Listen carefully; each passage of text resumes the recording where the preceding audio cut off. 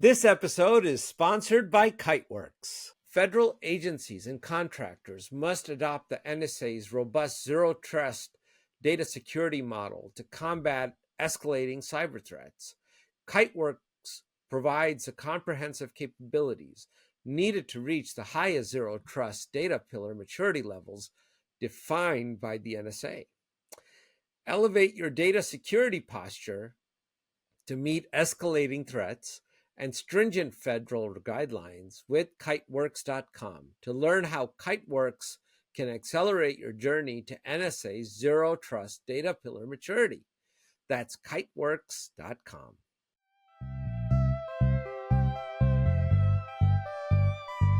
Hello, everyone. This is your host, Manoj Tandon. Welcome to another episode of Dark Rhino Security Confidential. Today, we have another fantastic guest joining us. It's Jake Moshenko. For those of you who don't know Jake, he has been in the industry for a long time. He's been in the cloud native ecosystem for over 15 years. He's an innovator. He has worked at Amazon. He's worked at Google. He is the founder of Quay, which was the first private Docker registry, which has been acquired. He's also been a lead engineer at CoOS, which was acquired by Red Hat. And we're going to actually talk about some of these things. And now he's the co-founder and CEO of AuthZed, not AuthZ, a little semantic play there, but it's AuthZed.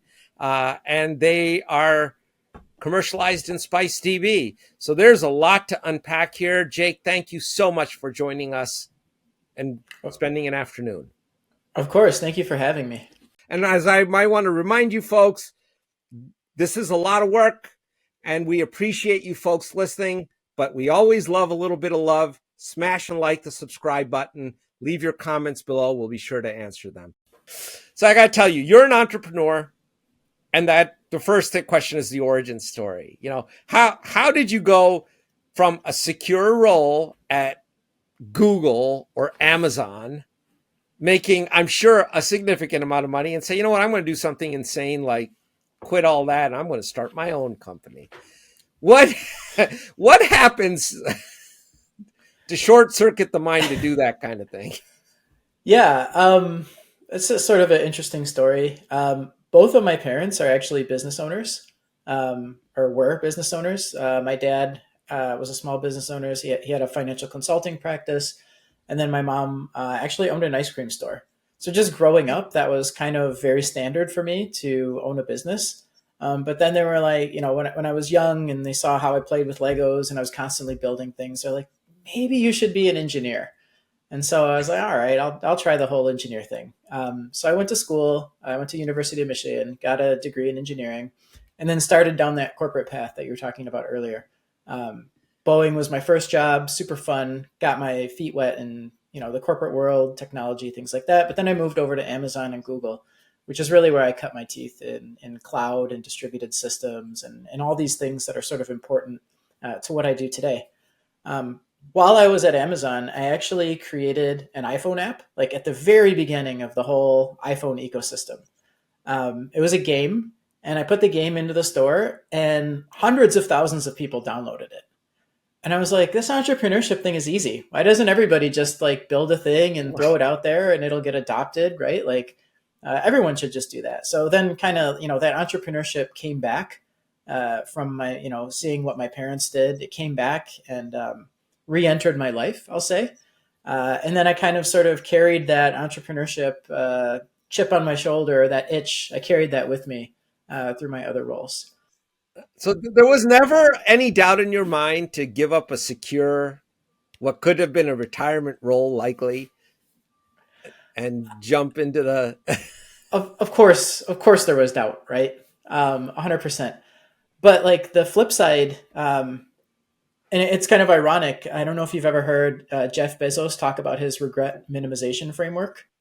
I have not actually. Yeah. So his whole thing was you don't want to look back at your life and your career at the end and think about what if, right? Like, what if I had tried that thing that I really wanted to do? You know, what if I had taken that leap? What if I had gone and done that thing? You're probably more likely to regret the things that you didn't do than the things that you did do. So ironically, you know, he at the time owned one of the largest companies in the world, and he actually encouraged me to leave his organization in an indirect way, right? So, Really? yeah, that just resonates with me that you should always be trying new things. You should always be trying to build. You should always be pushing yourself out of your comfort zone, things like that. So, yes, of course, I was like, why am I leaving this very stable job at what was the time like the hottest company in tech for this, lottery ticket essentially, or this chance at entrepreneurship? But looking back, it was the right move for me for sure. That's anyone that is looking to make this kind of decision, would there be some advice you'd give to a young person that is just getting out of CMU, maybe has their job at Microsoft and is thinking, you know what, I really should? Yeah, there's a phrase that I like to quote, and the exact numbers aren't important, but it's like 6 years later they were an overnight success, right? The way we view companies, the way we view startups, the way we view these entities is we notice them, we're first made aware of them when they're already on their hockey stick growth, right? So when you first start something, it's a grind, right? It's you just working crazy hours, working crazy hard, and it seems like it's not going anywhere.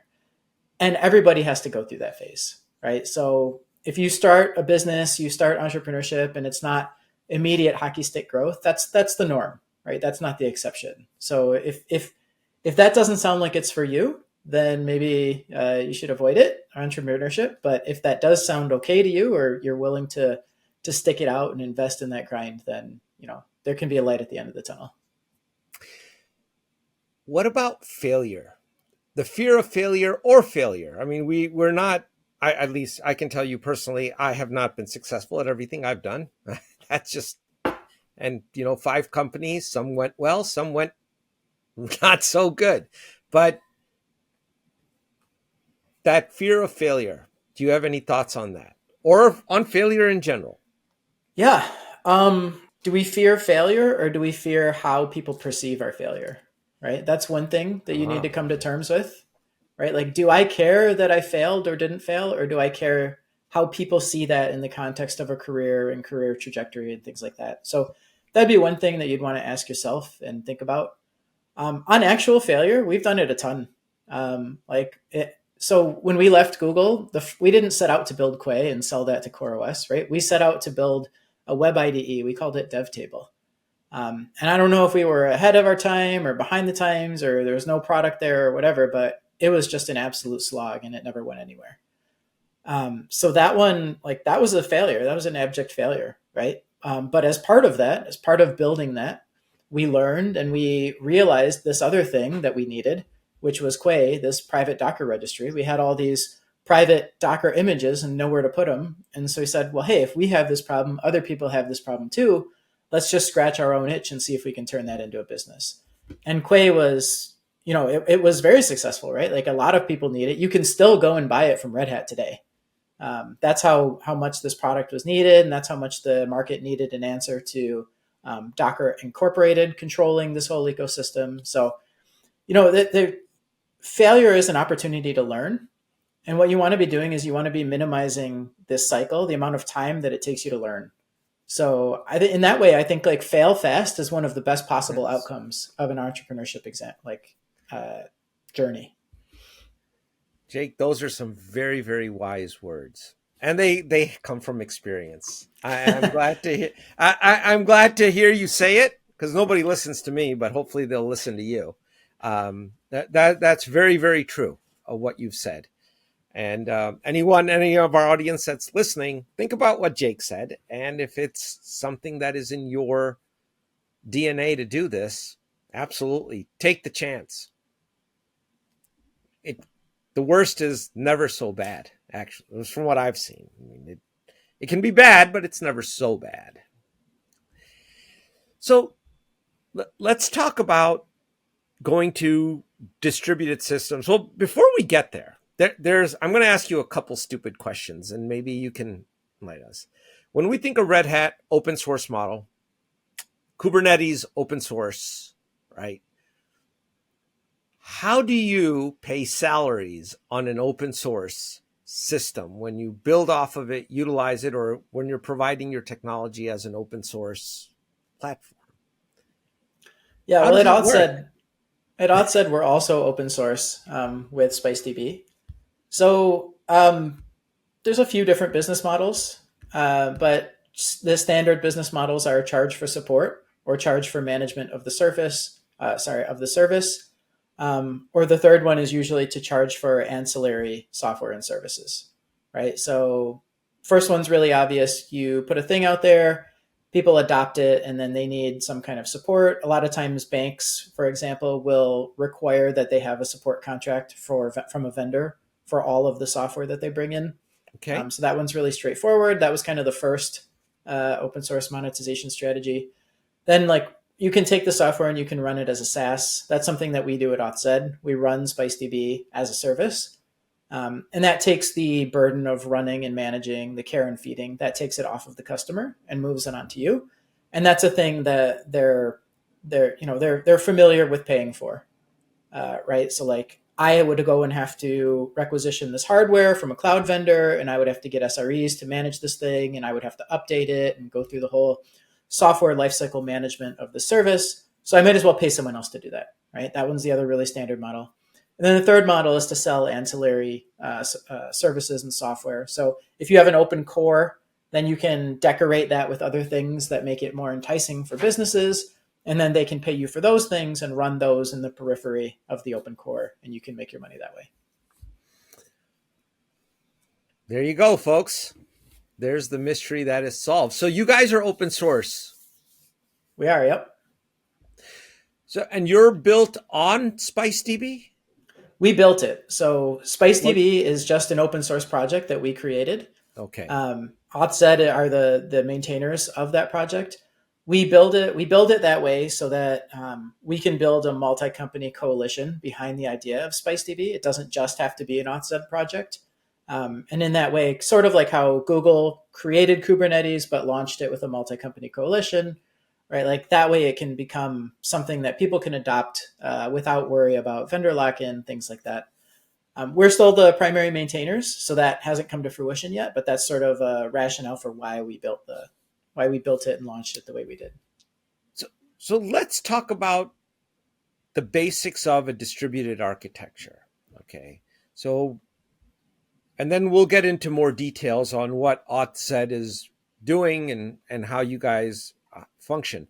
But in a distributed environment, if you could do a compare and contrast to maybe a more traditional environment like an Oracle or a Microsoft SQL relational database, what's going on in a distributed database in simple terms for non-rocket scientists? What's happening? Yeah. So the first question is why? Like, why do we create distributed systems at all? The reason we create distributed systems is because we've exceeded one of the limitations of running something on a single server, on a single box, in a single process. And those limitations, there's some really obvious ones, right? Like the CPU isn't fast enough to do all the work that we need it to do. The biggest CPUs that you can buy right now have on the order of hundreds of cores. But if you have 1,000 cores worth of work, you can't run that on even the biggest server, right? Another limitation would be memory. That's an obvious one.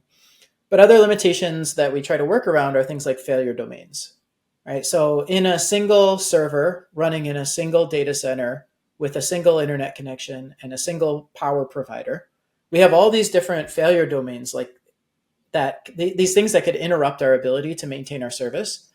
So if you're running out of one co-location in Newark, New Jersey, and that colo loses power, or loses internet, your service is offline. So distributed systems let us exceed the capability of one box, like one particular server, as well as decouple our services uptime from all of these various overlapping failure domains of running a single box in a single server in a single data center. So that's sort of the rationale of why we do distributed systems at all. when you contrast it with something like an Oracle, like let's take Google's Spanner or Spanner likes like CockroachDB. Okay. When we take those and we consider them against something like a Postgres, like a single Postgres server or an Oracle SQL database, what we're really doing there, like the Oracle SQL database, its high availability comes from running an exact copy of that one box, right? So you have one box, then you have an exact copy. If you lose the primary, you flip over to the secondary and you go from there. What happens if you lose the secondary? Or what happens if they're too close together and they're in the same data center? So there's all kinds of things that can still take you out, even when you're running a quote unquote highly available single server database.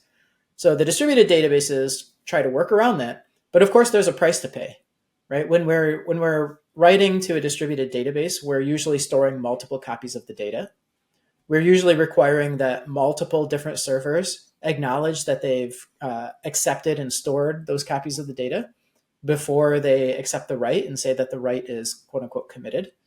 We're usually trying to coordinate with multiple servers in order to service a query.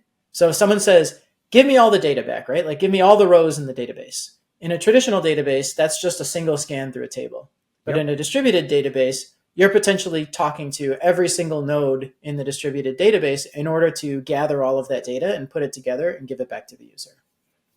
Was that like a good 10,000 foot view? That is a great 10,000 foot. And you actually used the word of the commit of the transactions. And that's something that's fairly interesting here is how does that work in a distributed model? Because like I remember, and it's been years since I have actually done work on an Oracle database, but in a high transaction space, we would wait to commit to the transactions much later in the day when there was availability, and you'd hold off, and you had really fancy transaction management going on to manage that entire process.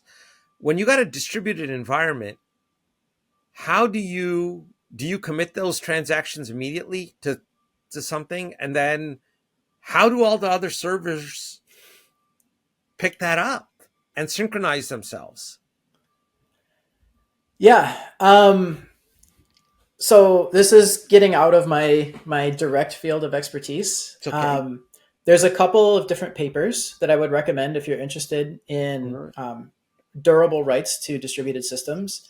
The first one is the Dynamo paper that came out of Amazon.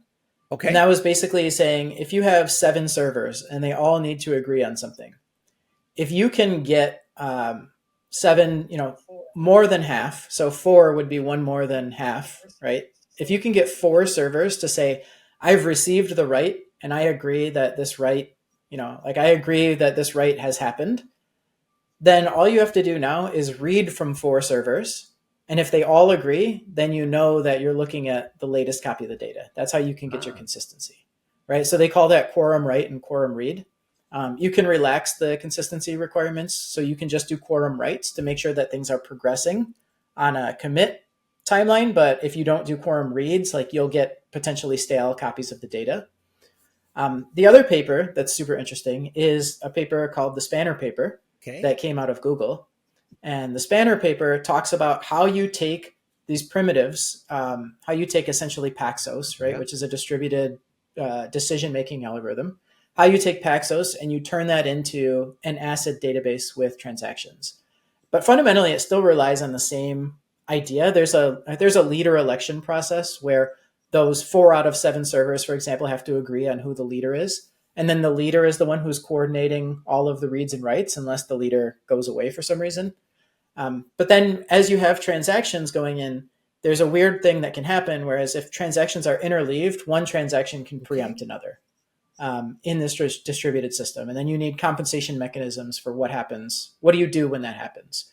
Right? Sometimes you can just reorder them if they're not overlapping. Or if they are overlapping, you potentially have to reject them.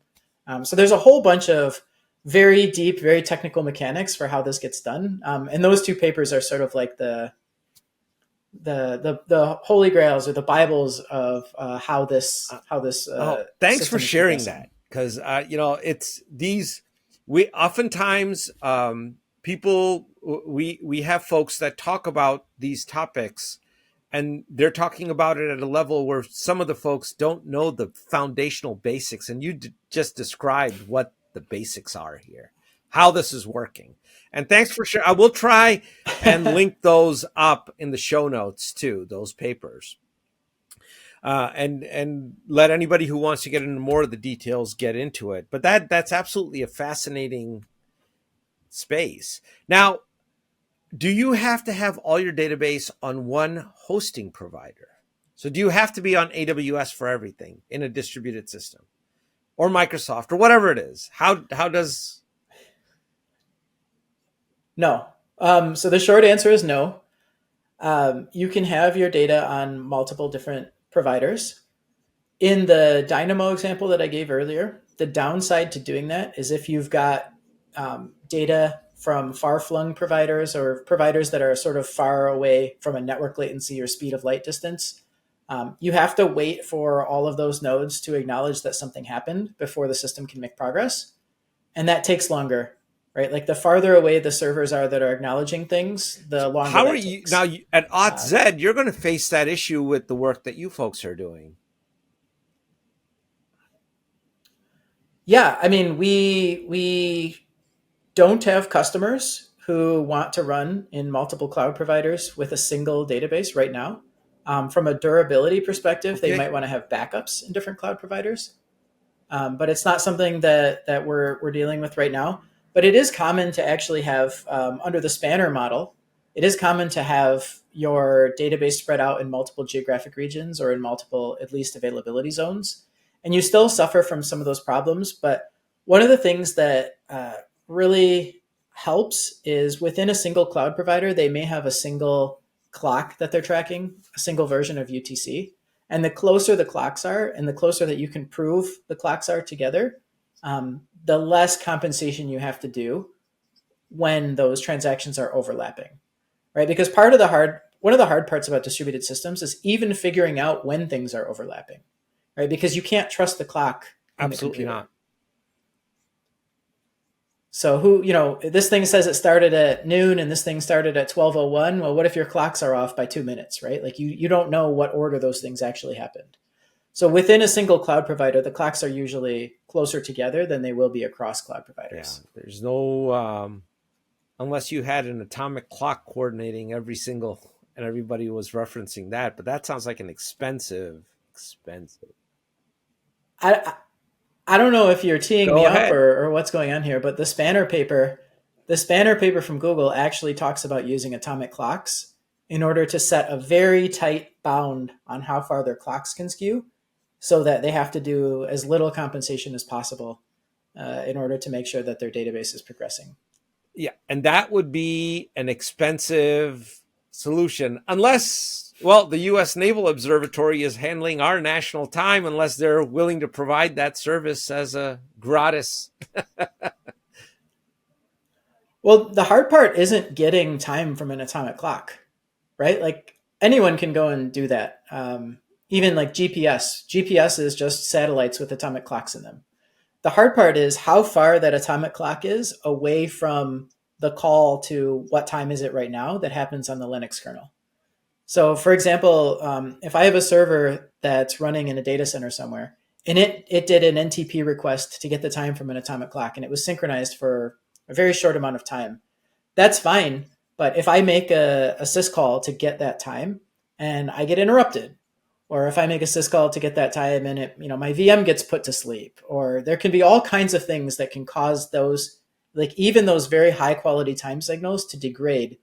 And so then the work becomes, how do we give like a hardware path or like a guaranteed path to call and ask for the time, such that we have a high degree of confidence that the time that we think it is still the time that it is when we, attach that to our transaction or whatever. When you guys have that sorted out, let me know, because I have no idea how that's going to take place, and I have no issue in admitting that I have no idea how that's going to work. We'll be right back after a word from our sponsor, Kiteworks.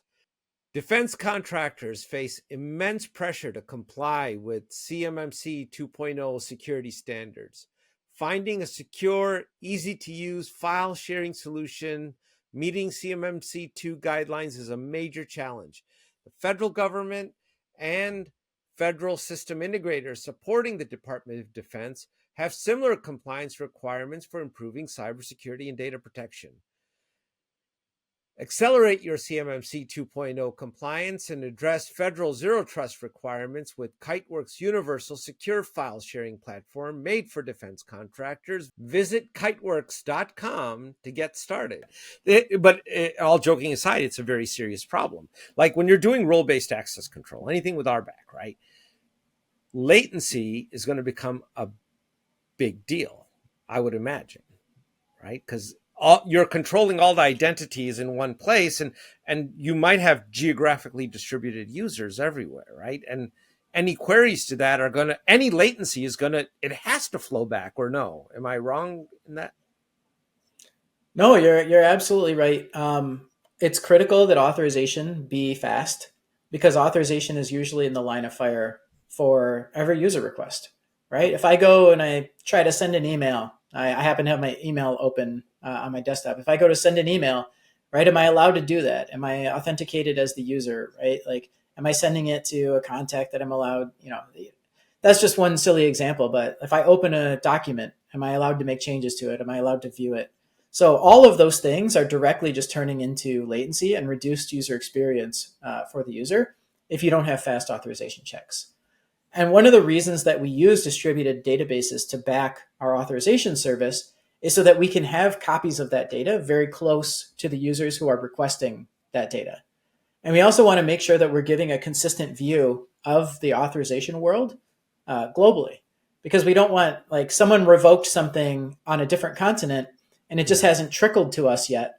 We really don't want to be giving you access to something that you've already had your access revoked, right? So we try to use a highly consistent, globally distributed data store to back our authorization decisions for those reasons.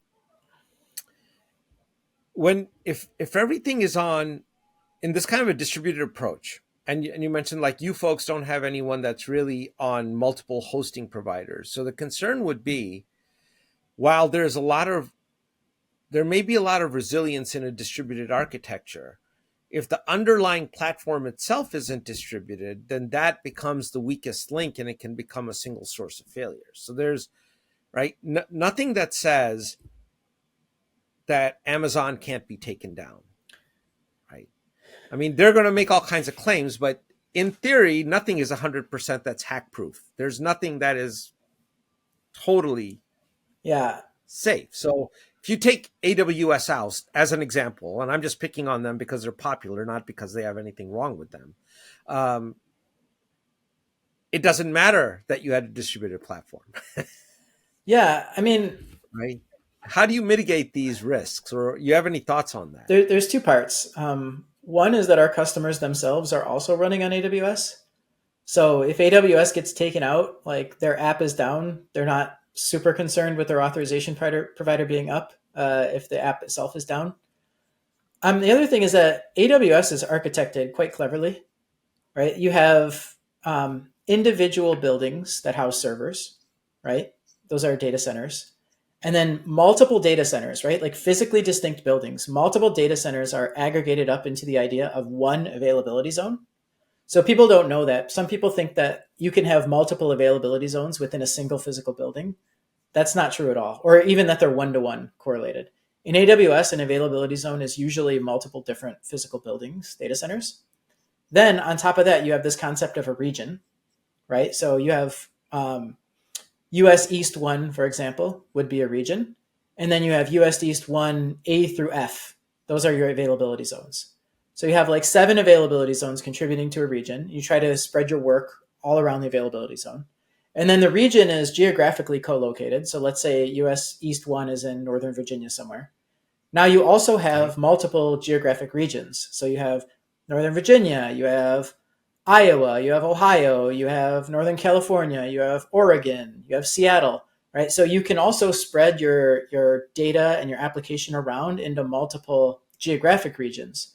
And like that's kind of the highest level that most people worry about when they think about high availability is what if I'm in multiple geographic regions, then you can survive sort of some of these sort of disaster scenarios like an asteroid strike or a nuclear bomb or things like that. And that's kind of the highest level that you think about. But no one like literally no one can ever guarantee 100% uptime, right? Like I think Absolutely. you remember back, what was it, 2001 or 2002, something like that. The whole northeast of the United States, all the way through the Midwest, lost power, right? Like Yep.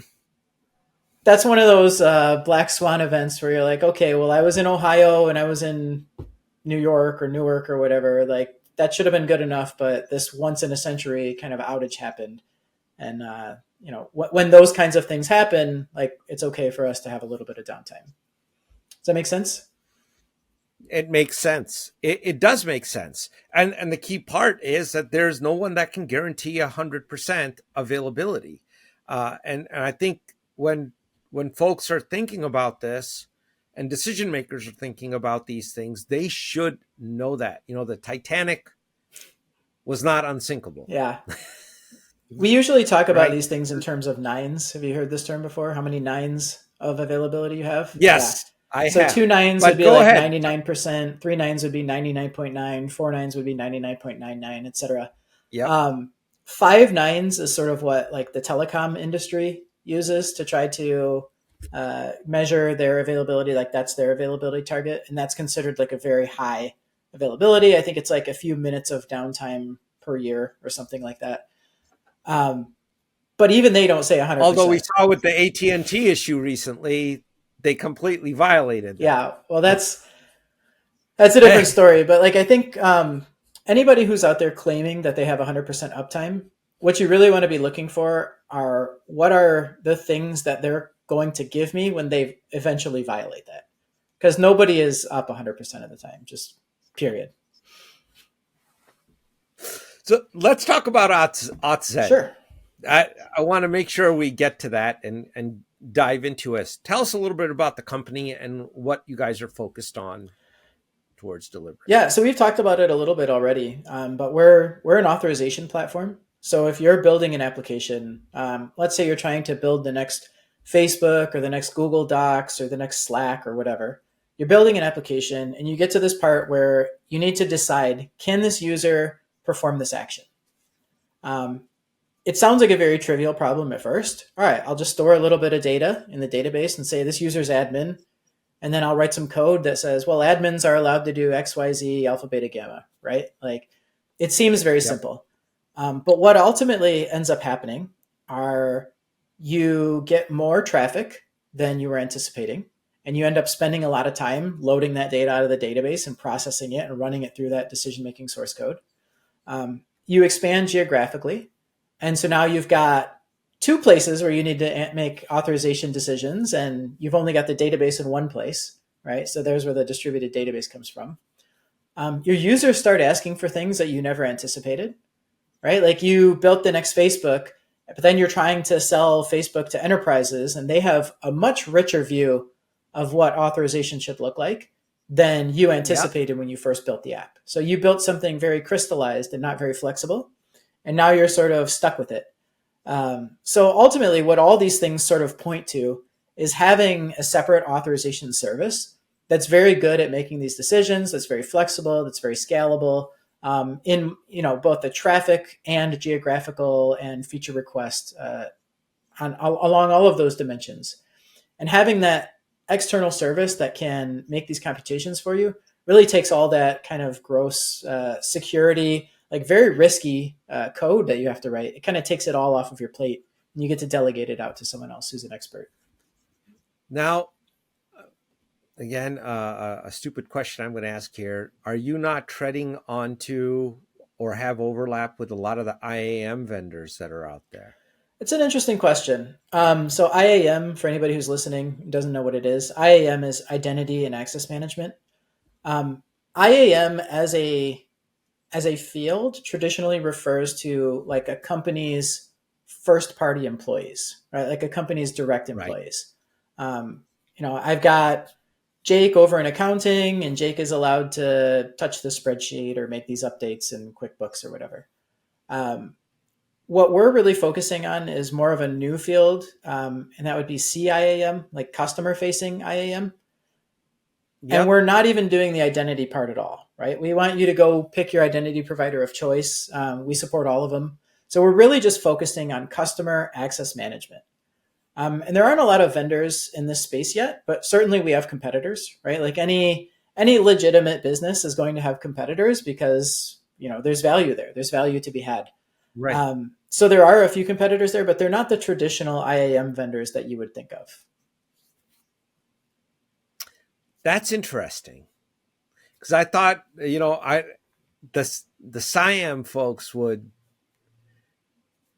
might overlap. So you're relying on somebody else to verify the identity. Mm-hmm. You're picking it up once you're saying, okay, Manoj is verified. Now, the question is, what controls does he have Yep, or not exactly. have at that point? You're once they're to you, you don't care if that's fake, legit, whatever it is. At that point, an identity provider has said this is good, so you're going to run with it. Correct. Yeah, well, obviously, we hope that you're using an identity provider that you trust and isn't giving you fake or. Oh, of course, but nothing's 100% as we've already discussed, and there's been umpteen cases in recent times where. Yeah, absolutely. One of the neat things though is that you can sort of work with the controls that the IAM provider gives you. For example, sometimes they'll tell you, well, this person logged in within the last hour, or this person logged in using two-factor authentication, or this person we verified their email or not. You can use some of those attributes in your authorization decisions. So, for example, Manoj logged in with like assurance level of 1, where he just had the password, for example, might be allowed to do different things than Manoj with assurance level 5, where he did two-factor within the last minute, and all these additional things, these additional heuristics that you can bake into the identity decision. You can use those in your authorization decisions to say, you can do the admin things if you're logged in with a high level of assurance, but you can only browse around if you're logged in with a low level of assurance.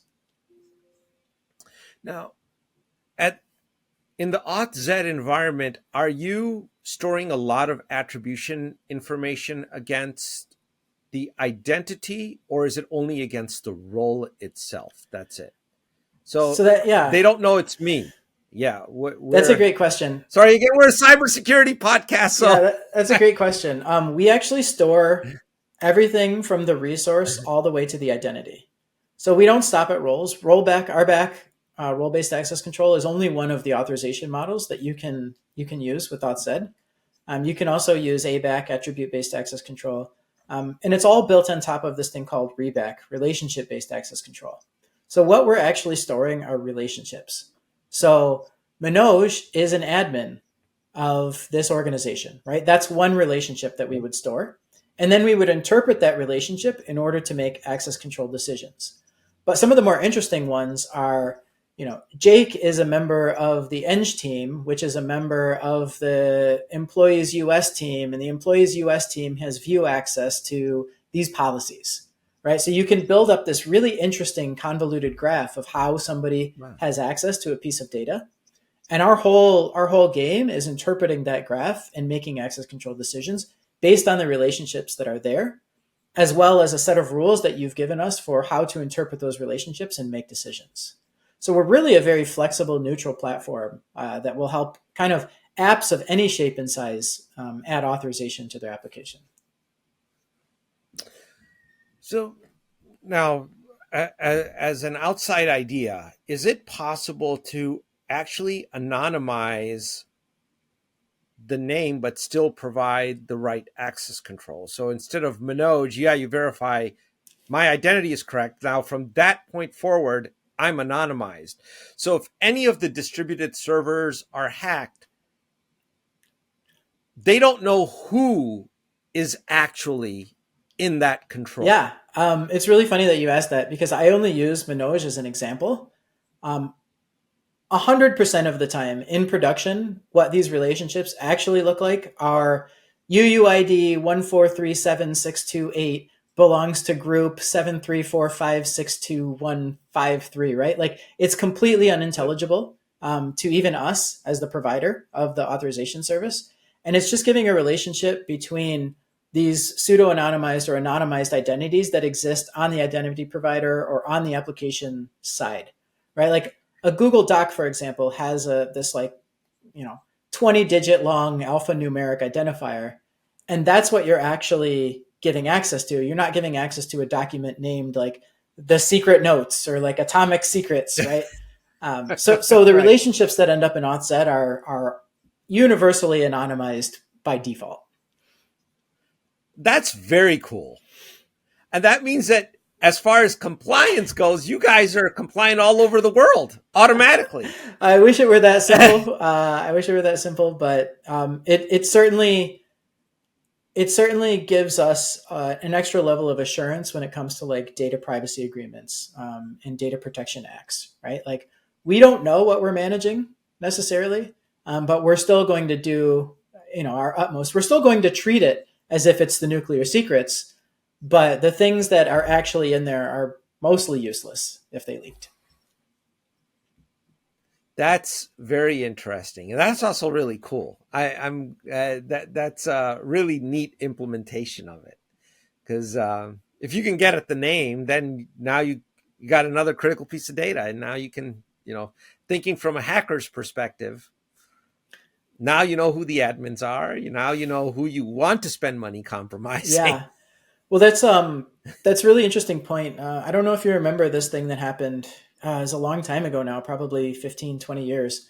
But there was a leak of all of the Verizon metadata, like all, who made Yeah. calls or what the area codes were, how long the calls were. And using that metadata, people could identify almost down to the individual what was actually going on, right? And so that's why, like, even though this stuff is mostly anonymized, we're still going to guard it and treat it like it's nuclear secrets because we don't want, your business's privacy and security is of the utmost importance to us. We understand that. Right. Yeah, and you guys have built it from the ground up.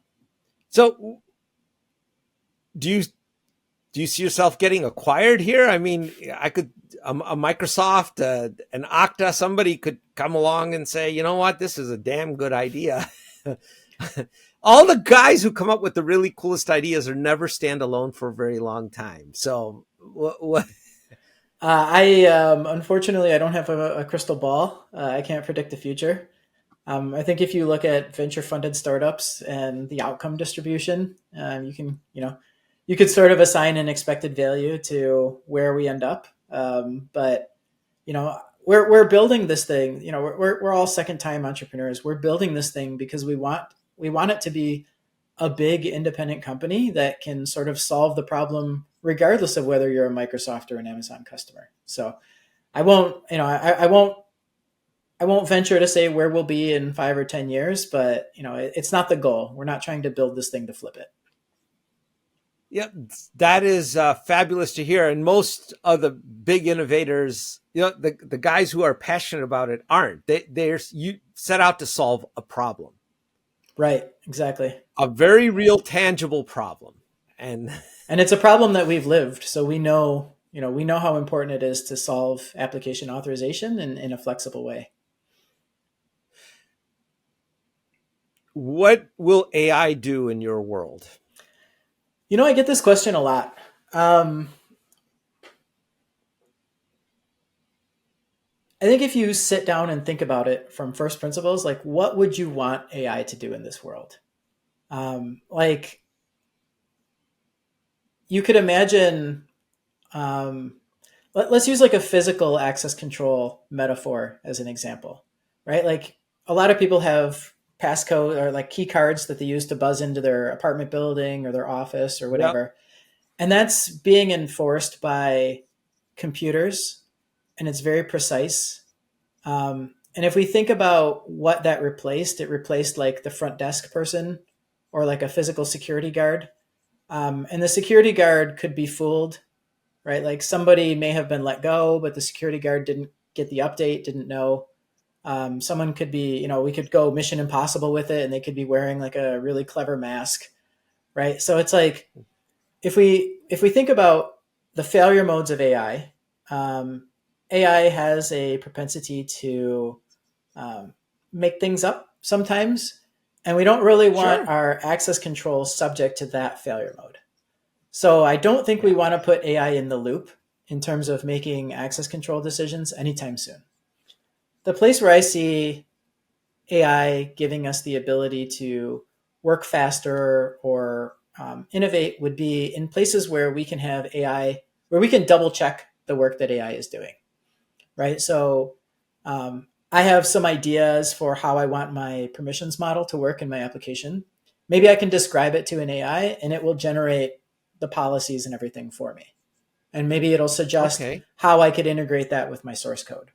But I can still double check those things. I can look at the policy and I can say, all right, did it make the right decision here about what an admin should be able to do? And if it didn't, I can go and as a human, I can fix it. So it's just saving me from typing and maybe helping me think in some avenues that I wouldn't have thought ahead of time. But it's not in the loop, right? I'm not taking the output of the AI and immediately using that to make decisions without double checking it. So that's sort of where I see our ability to use AI. Uh, and I would agree with you. The human is still very much in the loop.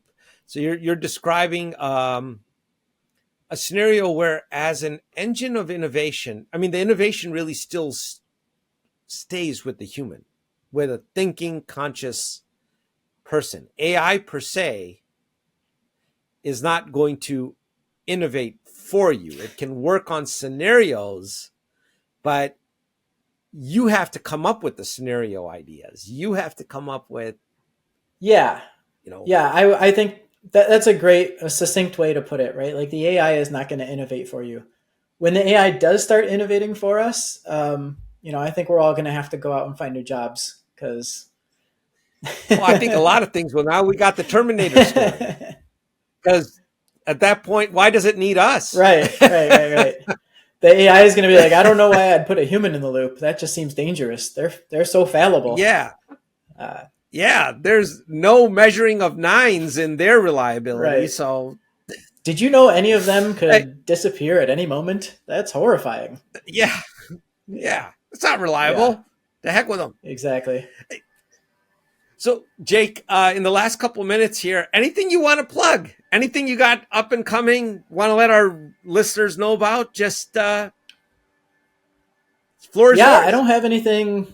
We have some talks and things that we're always doing around the internet. But without knowing the specific timing, like I don't want to plug any of them.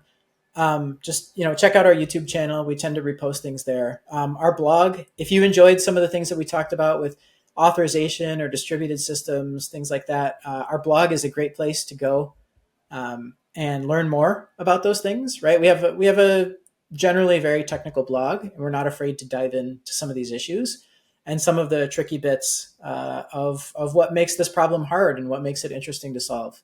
So yeah, that, and then other than that, if any of this stuff sounds interesting or relevant to you as a business, I'd be happy to talk about what you're doing for authorization. No strings attached.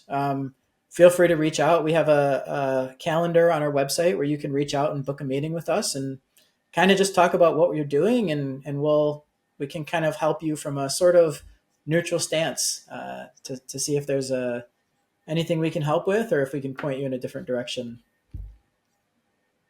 Well, that's awesome. If there's any links you want us to put in the show notes, just send them on through, and we'll make sure that those are connected up as well. Um, but this has been a very cool conversation, Jake. Cool. I'm glad you enjoyed it. And I enjoyed it too. yeah, I think our audience is going to like it. There's a lot that was discussed, and we've only just scratched the surface of what are very, very deep topics in their own individual rights of the many things that were talked about. But we're honored to have you here, Jake, and thanks for doing this. Yeah, and thanks again for having me. Oh, absolutely, you're welcome back anytime.